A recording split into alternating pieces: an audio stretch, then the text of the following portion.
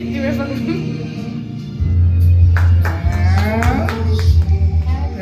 काय पटपट करायला थांब की, असं कसं अगं ते काढता यायला पाहिजे. थांब आता. बरोबर करते. असं काढायचं असतंय, असं त्रिकोणात. मग हे असं असं बाहेर येते बघ हे. कळलं? असं असं फुकट केलंस की ते बाहेर येत नाही. Soft आहे. हे थांब ना. लगेच. आजी ये गं, आजी ये गं.